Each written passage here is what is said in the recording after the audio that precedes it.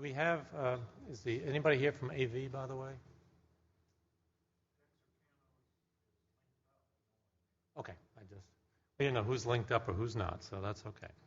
All right, and we will record it, and even if we have a small crowd of providers, like we did last week, we will be recording this, and so it will be available on the web for people to review as need be as we move forward. And this is the last of the public meetings we're having on new episodes of care. We've done one on UTI in the ER. We've done one on pediatric pneumonia, hysterectomy, and now today, appendectomy. I did spell it right, didn't I? I can't see well. And so the notion today is to do a quick review about the episodes and to also discuss frameworks for the episode of care. When we will finish this today, we'll take comments and questions. We'll go back and work on final kind of structure for how we will do this episode. We'll probably have a follow-up webinar. We'll do a follow-up phone call with the surgeons who helped us with clinical advice before we started this, before this town hall. And then we will eventually, in October, take this to the legislature for promulgation, and it will not go into effect until spring, about April of 2016. So that's kind of a long process. And with me today here in the at Little Rock, we have representatives from Medicaid, from Blue Cross, from GDIT, McKenzie, and a few others. And so we are looking forward to reviewing this and hearing from you as well. So, and again, to do this very quickly about episodes, I'm sure many of you are aware of it, especially in the surgical field, because we've had an episode on cholecystectomy. The goal is to improve the experience of the individual, improve population health, bend the cost curve, and do it in a way where we're all stewards in sustaining the healthcare system. This was started several years ago when we decided we did not want to keep cutting benefits, increasing co-pays, taxes, premiums, and then basically we wanted to change how we pay so that rather than just giving everyone a fixed fee for an event, we would instead actually give greater reimbursement to those providers who could give quality care at a lower total cost of care on a risk-adjusted basis, i.e. if you do a better job, we'll pay you a little extra, and if you do a job that is a little is less than stellar, you might be liable for some of the costs because of that performance. The framework we put together is this little egg here in the middle, and we are still working on the supportive care angle with the nursing home industry, the disability community about how to support people with special needs in the community setting. We have a large activity and focus on prevention, screening, and chronic disease management over time. That's the primary care medical home program, which actually is working extremely well. We now have over 80% of the Medicaid population in this, with 700 docs and about 150 practice sites, and now the qualified health plans and other payers, the state employees, I believe, and some of the Blue Cross indemnity, I think, is involved with this as well, right? Beside the QHPs. So it's been quite a bit of expansion. And then, of course, we have the episodes of care, which is the acute and post-acute care, the time-limited events, things like gallbladders, acute asthma, COPD, heart failure, those kinds of events.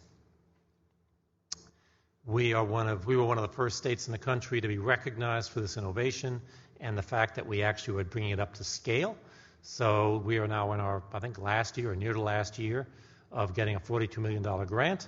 There are now a number of other states that have gotten the second wave of grants. So Tennessee and Ohio are doing almost exactly what we have done here in Arkansas, modeling what we've done. But we have also a lot of states in the West, such as Colorado, New Mexico, Arizona, that have similar grants, and Washington State. So more and more states are getting these, and Medicare is now coming to us saying, gee, as you finish your grant, maybe we will actually put Medicare dollars into your framework moving forward. That's an early conversation that we'll see how that plays out, but again, it would involve all payers, including Blue Cross, Qual Choice, and the others in the state. The episodes we'll take published literature, local clinical advisors, a lot of data crunching to look at patterns of care, opportunities of practice variation, and then develop and designate a principal accountable provider, be it a hospital, be it a physician, who would then be accountable for all the claims a patient generates. So one of the nice things about the program has been that everybody bills the way they do now. It's a fee-for-service system. If you're a therapist, a pathologist, a radiologist, everybody bills, gets paid just like they do now. No one changes their business practices. But one entity gets all the bills attributed to them, and then we look at the risk-adjusted total cost of care for that person. So we get curves that look a little bit like this. And so some providers are having an average cost per case less than others. And so if you're in this zone here, we are giving you 50% of the average cost per case below the commendable line. If you're up in the red zone up here, you are sharing 50% of the costs above that line up to a certain maximum. And everybody gets their profile at the start of the episode so that you can see where you've been, so it's not a surprise. You get quarterly report cards, and so you can adjust your practice style. So once you've seen where you are, and if you're still here at the end of the year, you'll be at risk. But also, if you notice the design, 80% of providers, or close to that at baseline, are either going to be revenue neutral, like you hear, or going to be winners. So it really only potentially puts a small number of providers at risk, and it's those providers that don't make adjustments to their risk-adjusted average cost per case. For the most part, people have been accepting of this framework, though we constantly have back and forth about the data and making sure we're getting it right. And we certainly are listening in a continuous quality a way of doing it. We are now developing report cards. Blue Cross has a web portal, AHIN, that hosts the report cards for Medicaid as well as Blue Cross and others and Qual Choice. You can go to one place, see your data, and see where you stand in terms of the cost per case. You can see on one slide a breakout of all the costs in the patient journey, so you can see how you're doing in ER use, radiology use, pharmacy use, etc.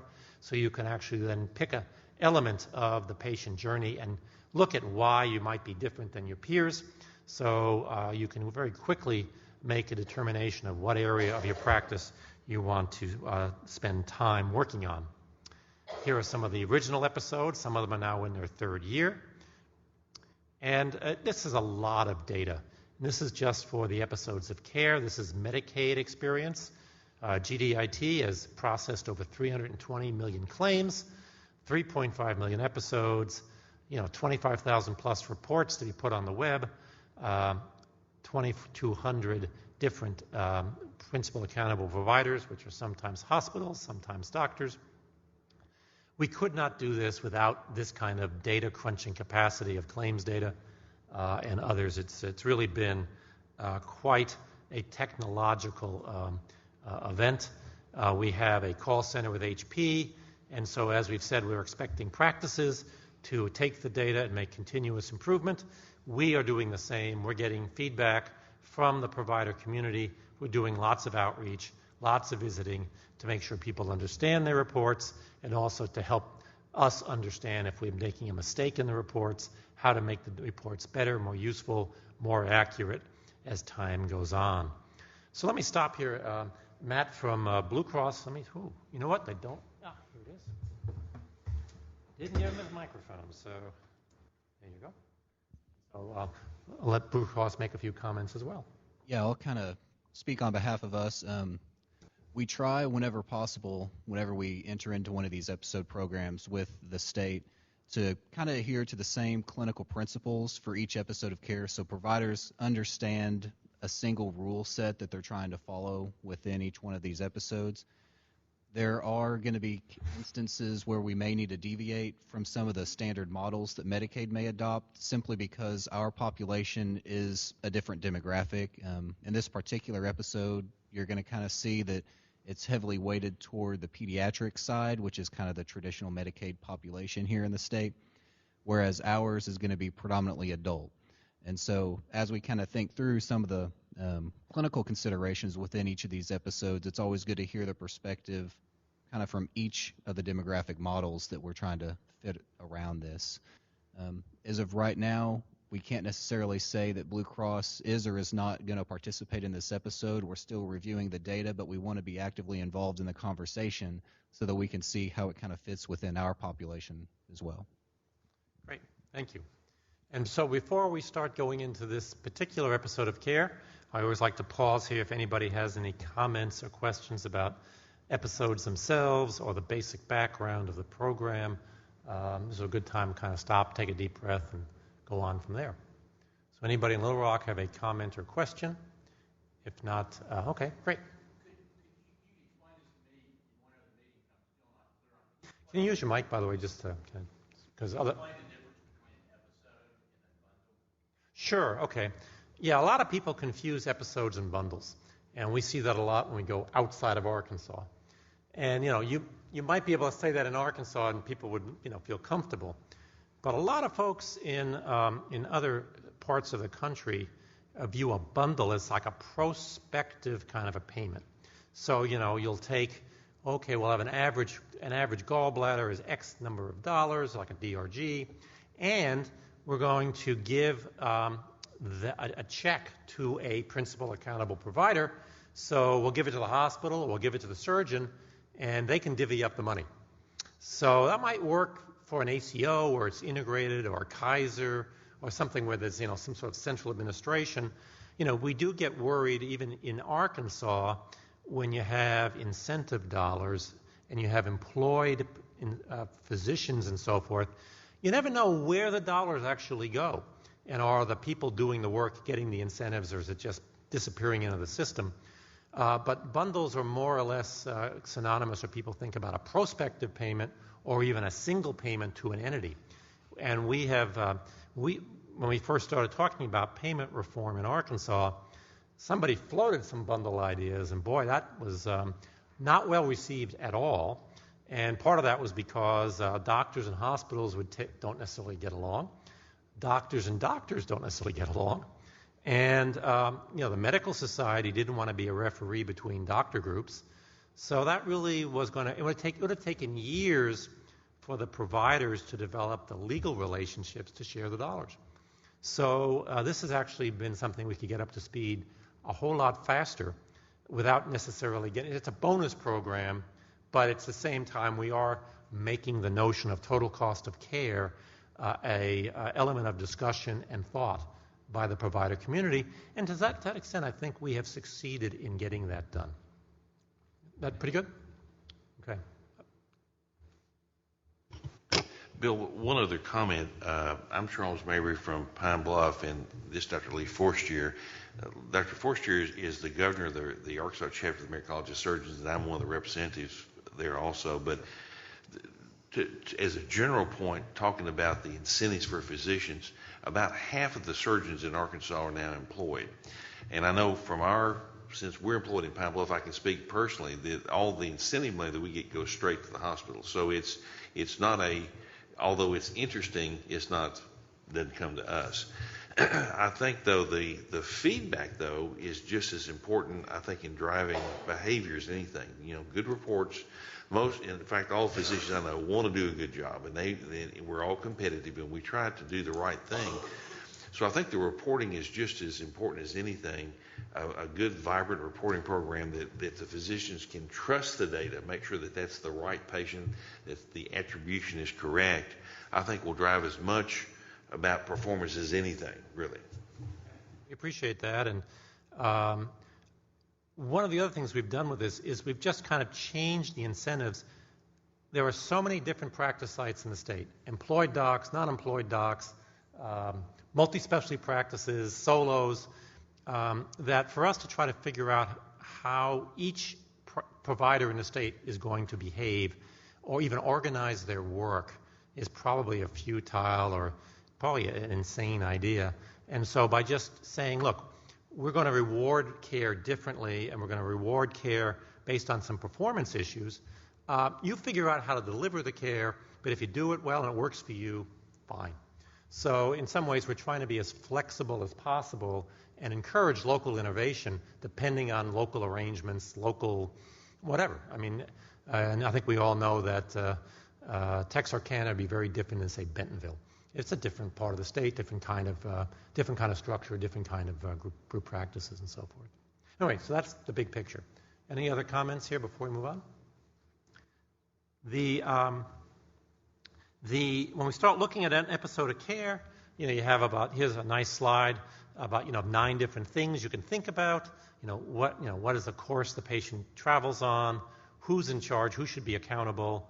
What do you include? What do you exclude? Where is practice variation?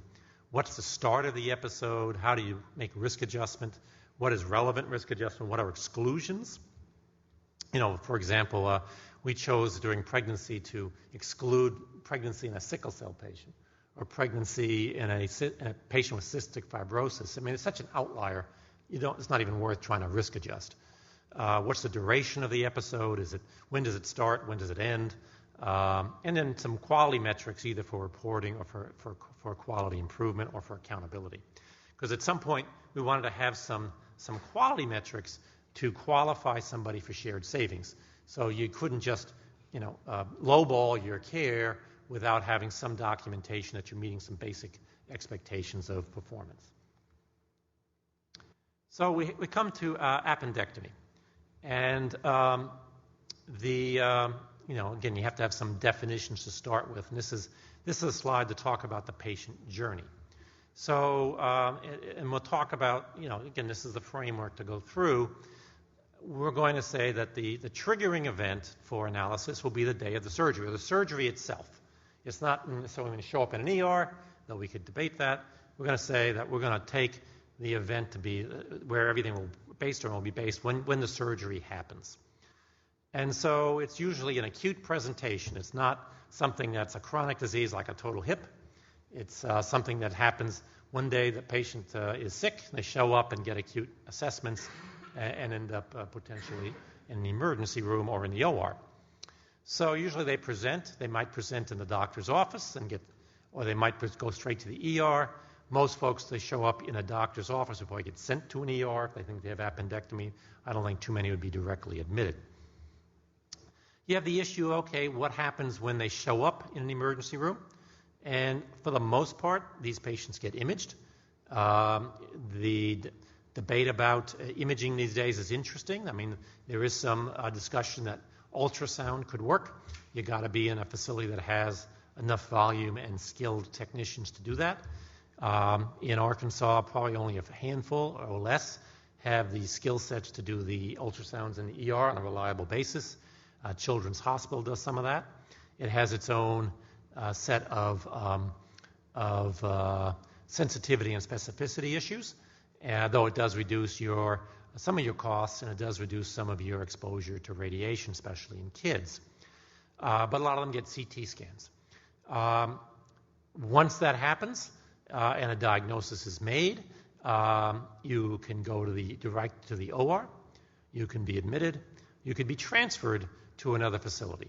And again, depending on the age of the patient or the location or the size of the hospital, any or all of those kind of activities could happen.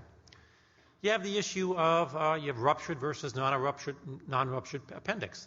So if a patient gets treated and it's non-ruptured, these days they might go to the OR out of the ER, have the appendix removed, they go to recovery room and it gets home.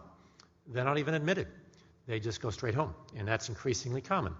They have a ruptured appendix. They might likely spend a night or two in the hospital, get some antibiotics before they get sent home on some sort of, a week or two of an antibiotic for the ruptured appendix. Then if they have something more severe like a peritonitis, that might take a longer length of stay, and again, would be looking at something for a risk adjustment there. As I said earlier, increasingly common is you go straight from the ER to the OR, and you go to recovery and get sent home without being admitted. I would say 5-6 years ago, that wouldn't be a common event. It's becoming increasingly common. And then there's the issue of non-surgical intervention. And increasingly, there are people playing with the notion and people that you can treat appendicitis with just antibiotics alone, and some patients will do fine. There was an article in the New England Journal in the last month looking at appendicitis, talked about the non-surgical approach. Apparently, it has a reasonable failure rate. In addition, when you think about it, if you get admitted to the hospital for 2 days of IV antibiotics and get sent home for 2 weeks of oral antibiotics, that actually might be more costly than going straight to the OR and being sent home the next day. So the New England Journal article kind of referred to the non-surgical approach for people you might not want to take to the OR. People who, for whatever reason, have medical frailties, have an unusual past surgical abdomen, you don't want to go back in there. There are potential advantages to the non-surgical approach, but the New England Journal article kind of said they were a little skeptical about doing this for routine cases. I think the folks at Children's have played with this a little bit, have had a reasonable success rate, but again, it's not necessarily ready for prime time, I would say. So it's one of those kind of interesting but not necessarily mainstream ideas. Here's the kinds of things, here's the kind of approach that's going on. And you can see this is Medicaid data that McKinsey put together for us. And again, you can see there's a pretty good domination by laparoscopic approach. Clearly, sometimes folks might not do laparoscopic because maybe there's only one scope available and it's being used by somebody else. But pretty clear predominance of laparoscopic surgery. Here is a cost curve of accountable providers with at least 5 episodes.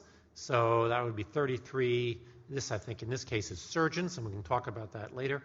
522 episodes, and a variation in spend about $800 a case between the 25th percentile and the 75th. The risk adjustment here is probably not particularly, this is not risk adjusted, so this would probably flatten a little bit or change with risk adjustment, but it just gives you a sense of kind of the cost curve is like we've shown in previous slides, at least on a non-risk adjusted basis. Here's an interesting slide of folks who have inpatient admissions. It ranges, I think, from almost 0 to nearly 100%. So at the 25th percentile, 17% get admitted, and in the 75th percentile, about 60% get admitted. Some have 100%. So you can see there's a fair amount of practice variation in the use of inpatient admission. And again, could be that some places get different kinds of cases, but again, just gives you a sense of the diversity. And this is Medicaid data, not Blue Cross data. Blue Cross data would look a little different, but you can see we have a lot of our cases are between the ages of 4 and 12. A lot of them were men here as opposed to girls. And you can see as the population ages, it goes down a bit. Again, we don't have as many adults as, a commercial plan or the qualified health plans. But you can see that, again, costs go up, especially as the patients get older, or if they're particularly male patients getting older. For some reason, like gallbladders, men come in later and they probably have more complications because they probably sit at home and tough it out watching football or something, and then somebody finally drags them in when they can't get off the couch for dinner, I think, or something like that. So let me stop here. Matt, you want to make any comments? You have any Blue Cross data you want to share, any experience?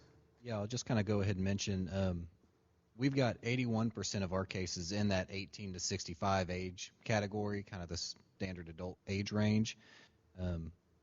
A few over 65 just in our population, and then that leaves around 19% in the pediatric range.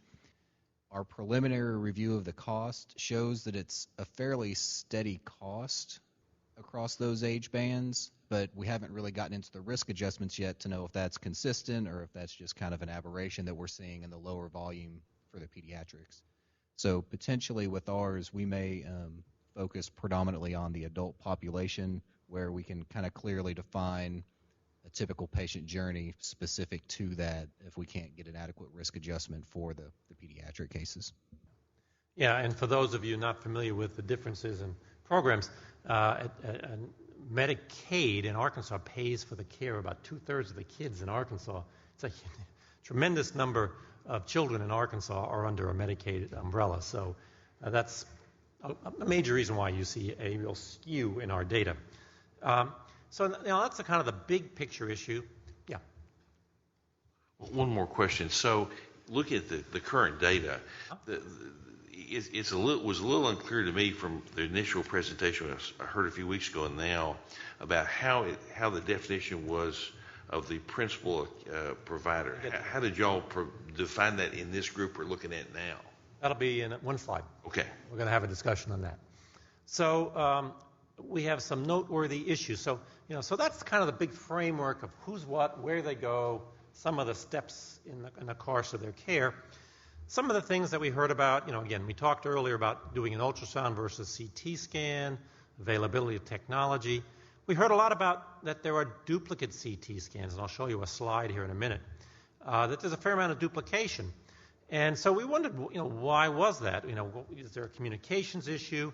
And we began to realize that unlike trauma or unlike stroke, there isn't a readily available sharing of a CT scan from facility A to facility B.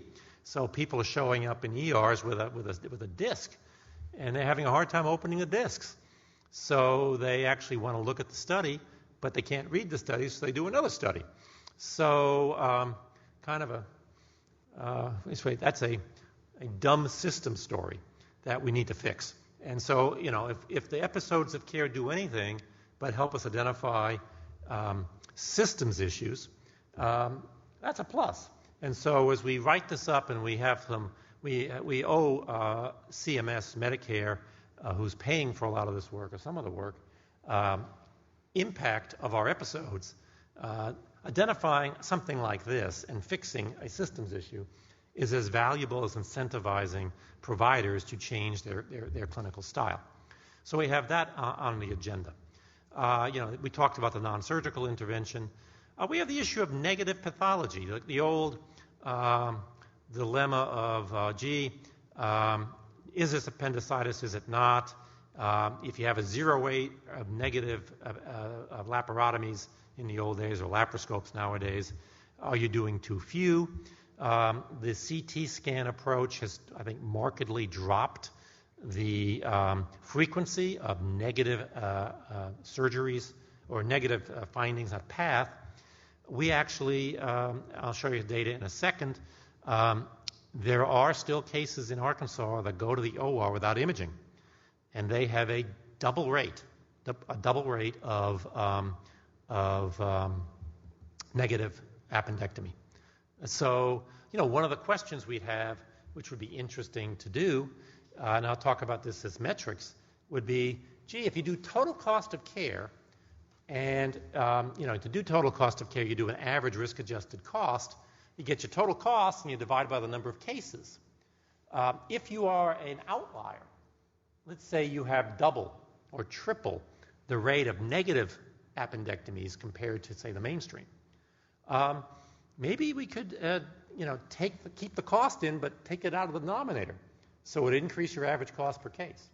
So it wouldn't be a penalty for all your negative cases, but if you've done, if everybody else has 10% and you've got 20%, which gives you an excess of 2 or 3 cases, maybe we ought to just say, well, okay, we'll give you a little penalty by saying we'll take them out of the denominator and we'll kind of normalize your negative rate, and you'll increase your average cost per case because it was an avoidable case potentially. Something to think about.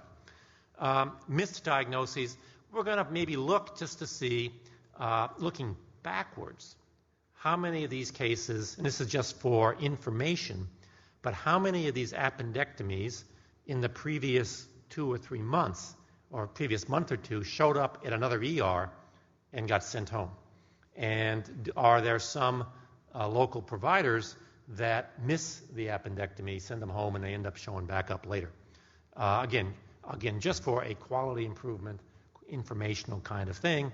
And again, maybe very, very infrequent.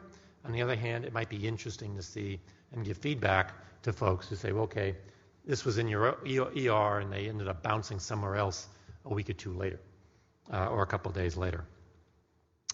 Here's some, this is again, we talked about the number of appendectomies at inpatient. Again, at all sorts of different rates. So here's the repeat CT scans. Believe it or not, 15% or so or more, I'm not going to get the numbers here. Oh, some had 2. So 18% of cases had repeat CT scans. Of the repeats, a few were post-op, which probably is reflective of a peritonitis or something else going on. But 89 of them, or 66% of the duplicate scans, happened within like 24 hours of the initial presentation. So basically it was kind of a redundant or a duplicate test, either because of coordination issues or visibility issues, or somebody did a bad scan. But again, about 90 CT scans that might have been avoidable as a repetition, let alone the radiation exposure. Here's some of the spin counts, and basically transfers are somewhat more expensive. And again, we haven't risk adjusted them, but you can see on the slide, you're more likely to be transferred if you've got acute appendicitis with peritonitis. And again, I'm sure a number of these were in, if you're over the age of 18, the odds of you being transferred goes down considerably. So most of these transfers are in kids. And again, this is a slide about positive and negative studies. You can see that here in the corner here, the rate of negative appendectomies is about 17% when we have no bill for imaging versus 8%. And there's a variation across the providers.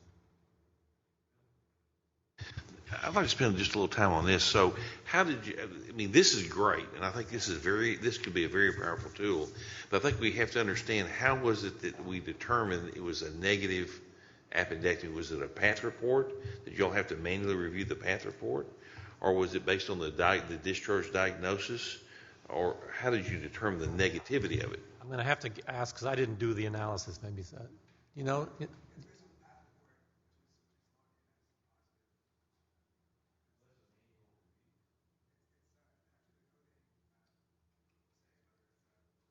so, yeah, you don't want to use the mic. So he's saying that there's some ICD-9, ICD-10 codes that actually listed it. Again, early data, we're going to be working on this. Well, but I mean, that's important for us to know. So this is based on ICD-9 diagnosis codes at discharge, either as an outpatient or inpatient. I think you're... Or the bill, or the bill by the pathology bill. The pathology bill. Okay. So there's a bill for pathology that'll say whether it's a normal appendix or an abnormal appendix. So, yeah, yes, sir. I think it's important also to note that the decrease in negative appendectomy rate that we've seen in the last few years are directly related to the increase in imaging. Oh, sure, absolutely. And so keep that in mind. And the other issue would be negative appendectomy rates with pregnancy. I think those cases should be excluded, because you really have to accept a much higher negative appendectomy rate in the pregnant lady, or your fetal loss really goes up. We generally have been taking pregnancy issues and throwing it into the pregnancy episode, and then, so no, we generally put that in a different category of event. I agree. That's no problem. Yep. So, who's the PAP? Who's the principal accountable provider? So we had this discussion. You could say it's a surgeon, because they're the ones that do the case. But like gallbladders, they get the case after all the assessments have been done. So they're doing the work, but a lot of the early stuff has already happened, and they are at the end of the care event train. You could say It's the hospital. And you could say, and I don't want to use say that the surgeon is a unit of production, but in many ways, with laparoscopic surgery, I mean, it's not huge variation in terms of outcomes, in terms of complications there. It's not like you're doing, complicated. It's not like doing a bypass operation. You're not doing, aortic resections. So it's a pretty much it's a common enough procedure that the variation might be limited. And we see that with you could see that with tonsillectomies. You could see that with ear tubes, that kind of thing. So where's the practice variation? And it might be the hospital and the ERs again. So more efficient workups, reduction. If we want to target the elimination of redundant CT scans, we make the hospital and the hospital system accountable for total cost of care, and we motivate people to actually work on sharing imaging better and make a systems change. And then the question is it the initial hospital or the receiving hospital? And you could argue that it's the initial hospital that sees the case and how quickly they make an assessment, transfer, and get the information across. Even though all the operation was done somewhere else, they're choosing their referring provider, and they will be maybe accountable for the whole episode of care because they're initiating it, helping coordinate it, and choosing where the patient goes. So I could see it going either way. The receiving hospital might say, well, why should I be accountable for what happened in the outlying burb? And the first hospital might say, well, gee, I'm not really doing the work. I think it would even out over time one way or the other. But I think at this point we are leaning toward having the hospital as the principal accountable provider and not the surgeon. But we're open to hear comments and suggestions on that as well. Bill, one of the things to consider would be dividing the episode into two episodes, the diagnostic episode and then the therapy episode. Sure. The therapy episode will be driven by length of stay and the equipment we use in the OR and things of that sort, whereas the diagnostic episode would allow you to get out of this conundrum of which hospital it was. Yeah. Once the diagnosis is made and the surgery commences, then that would be the receiving hospital would bear the brunt of that episode, and the diagnostic could be the same hospital or it could be a different hospital. Well, we'll consider that. I mean, we like to try to keep things as parsimonious as possible, and then you start getting into smaller variations. It is certainly something that we'll reflect on. In some ways, having a bigger picture just makes everybody's lives a little bit more simple. But one of the things we're going to be doing, is also talking about potential metrics, and some of this is going to be feedback to everybody. So you have the cost issue: who's going to be incentivized financially? Then you have just issues of feeding the system information. What's your admission rate? What's your average length of stay? We could do this by surgeon or by hospital. What's your rate of negative pathology? I talked before about changing the denominator based on excess negative cases. What's your rate of duplicative imaging? How often using ultrasound? How often did your ER or your hospital miss the diagnosis? So, there are all sorts of interesting metrics that we can feed back to everybody, to the initial hospital, the receiving hospital, to the operating surgeon, that could help make the system stronger and more effective. But again, somewhere we want to give a total cost of care number to. And again, I think that the variation cost is not enormous, but it'll be enough to make people interested to at least have somebody get engaged to try to fix some of these practice variation issues. Matt, you want to make some comments or anything you want to add? Or? No, I think we see a lot of the similar things within our population. We don't necessarily have the volume of transfers that the pediatric population would have. I think our transfer rate's running less than 8%. So the duplicative CTs isn't quite an issue within our population, but we may have some of the same considerations around admission rates and things like that once we get into it to kind of get an understanding of what are the misdiagnoses and what is the site of care for a lot of these cases. So that's the big picture. That's the framework we're working with. We're going to be, taking feedback from today and, from your colleagues. We're going to put this presentation on the web so other people can look at it. If you have colleagues that couldn't come here today and want to watch this presentation and give you feedback, we welcome that. Though I'm not sure you want to do it late at night after a cocktail. I mean, you might not make it through the whole 30 minutes, or 40 minutes. But that's the direction we're going. Develop some metrics, develop some system feedback, and potentially targeting.